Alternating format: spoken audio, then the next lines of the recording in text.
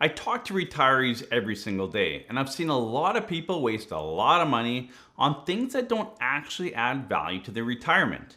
And in many cases, these things add a ton of stress, and over time, can quietly cost you thousands of dollars. So in this video, I want to share 8 things that often end up being a complete waste of money in retirement. The very first one is high investment fees, and so many of you are still paying 2.5, 3% in fees on your investments, and you're not getting any planning for this and really no value at all.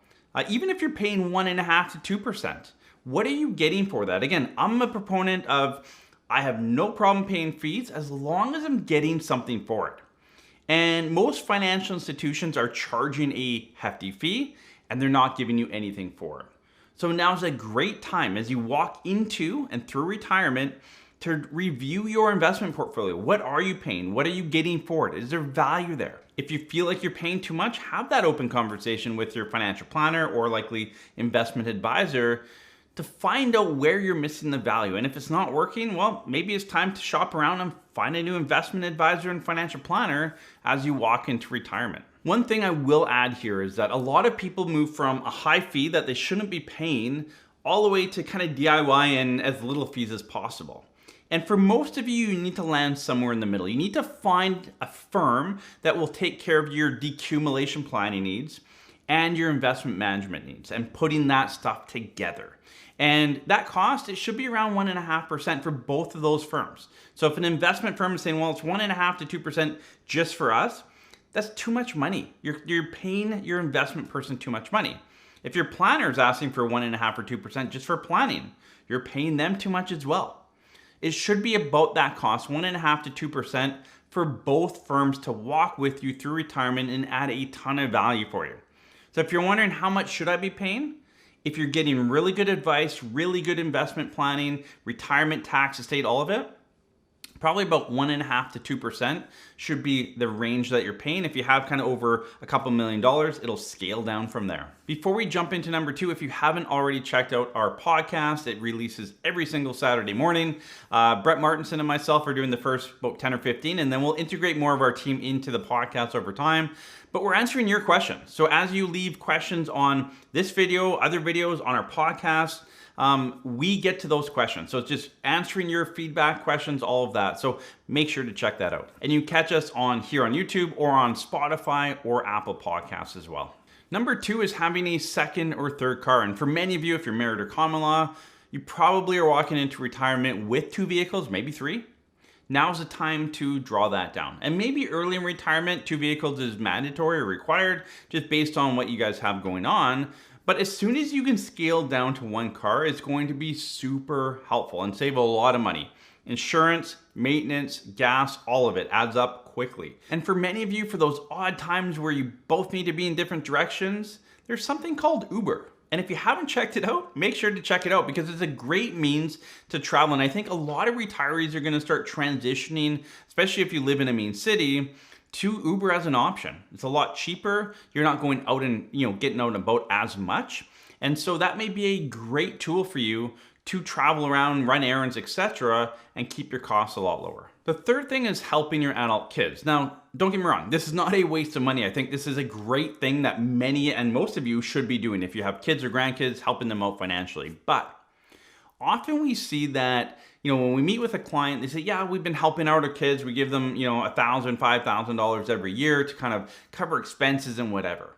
And while that's great, and that may be a fit for a small percentage, the bigger impact you're going to have is to give larger gifts less often so that they can get the down payment for the house, help pay off their mortgage quicker, get their kids into post-secondary education, whatever it is. But typically, larger gifts less often has a much bigger impact on the next generation than smaller gifts more often. Those typically get spent on everyday items, groceries, etc. And again, if your child needs that help, absolutely help them out if you're able to.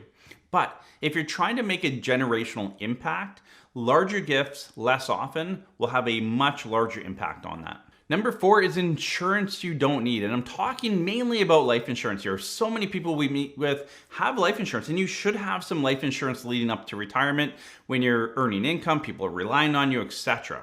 Now, I'm a big fan of buy term, invest the difference. That typically will make sense for 99% of you.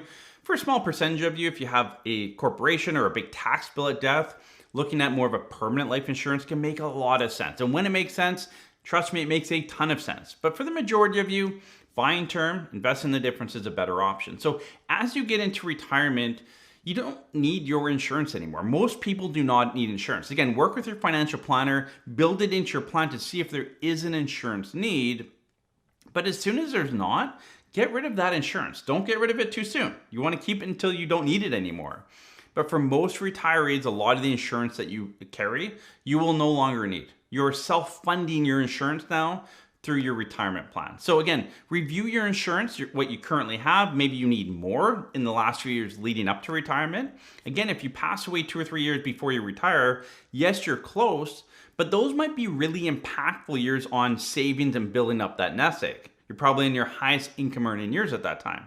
If you were to pass away early, is your spouse going to be okay, or common law partner, right? If that person's in your life, you may want to look. You might need more insurance, but as you walk into retirement, most people are going to start to scale back and get rid of their insurance over time. It's also a great time to check in on your house insurance, property insurance, your car insurance, any other insurances that you're paying for, have those reviewed. Some companies actually offer a discount once you hit 65 and over. So again, these are things you need to be checking into. Travel insurance, right? You may have a group plan. When you retire, that travel insurance is gone. How are you getting travel insurance? A great way, what I use personally, is my credit card. My credit card has a wonderful travel insurance. Many of those will only go to age 65 or 75, so keep an eye out for that as well. Again, you need to find something that fits for yourself, but it is good to review your insurances, all your insurances, personal, life insurance, property insurance, all of it, at least every year or two, to make sure that there's not better options out there, because insurance is getting very expensive. I had this conversation with my 12-year-old daughter last night. We were watching the Canucks game, and an advertisement came up on the TV, and she's like, "Dad, I don't even know what they're advertising for." And I said, "Oh, it's insurance, like home, auto, everything insurance." And she goes, "Oh man," she's like, "You guys have insurance, right?" So I walked her through what types of insurance we have and how much we're paying, and her jaw dropped on the amount of money we pay on insurance, from auto, home, personal, all of it. It adds up. And so it's good to review it to see, are you paying too much? Do you have the right amount of coverage? Are you covered, period? So these are things that are good to check in on. The fifth thing is stuff. And stuff can be a lot of different things, but so many of us get in the habit of impulse buying, right? And that's why our family has transitioned to online grocery shopping. We've done it for years, and it avoids the impulse buy, right? You're waiting in line, I need this. How many more things you grab? Have you ever been through like Winners or HomeSense or these types of stores? Like the lineup, even if there's no lineup, it's like it snakes 5 times over. And guess what's in those 5 snakes? More items, more junk, more stuff that you probably don't need, but you end up buying 1 or 2 things every single time, and that adds up.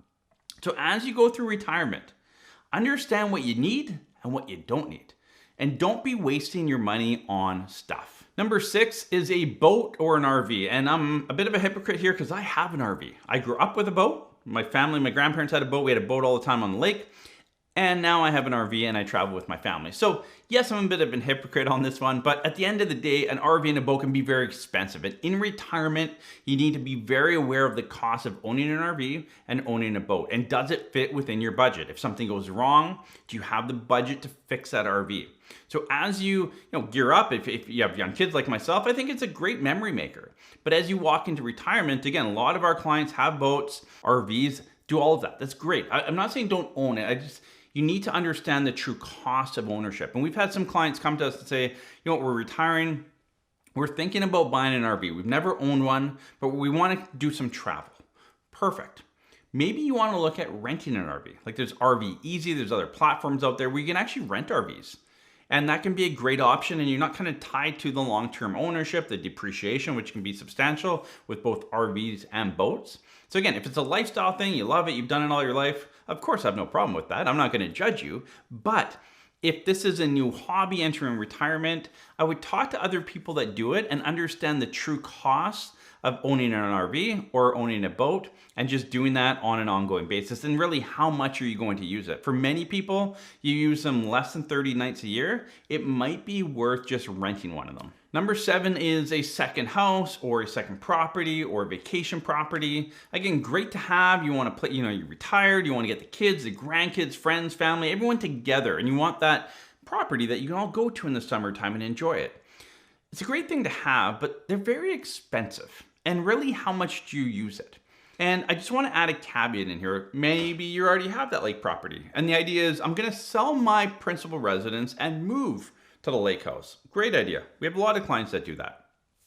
Be aware, and we're doing a video on this, but it's that CTV story that came out around their parents passed away and there was a $600,000 tax bill.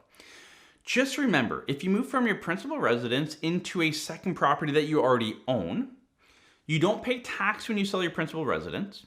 And when you move into that other property that you've owned for many years potentially, maybe decades, when you pass away or when you sell or liquidate that property down the road, there's going to be a tax bill on the gain from when you bought it to when you moved into it. And that could be substantial. If you bought a property 20, 30, even 40 years ago, there's probably a lot of growth on that property. So just be aware of that. Again, that can be a huge financial hiccup if you don't kind of walk through it and talk through it with your family or executor so that they know, hey, yes, we moved from our principal residence. We took all that money tax-free. We're now living in the cottage. We took all that money and spent it, and we love life. But when we pass away, there's going to be a $500,000 tax bill, and we don't have the money for you. So when we die, we expect you to sell the cottage because we didn't plan properly. That could be a conversation. That's okay. But make sure you have those conversations with the next generation or at least the executor of your estate. The 8th and final mistake that we see all the time is people not tax planning in retirement. So many of you, I would say 80 to 90% of you watching this video, you're T4 employees, meaning that you were an employee, you showed up to work, you got your paycheck, they took off the right amount of tax.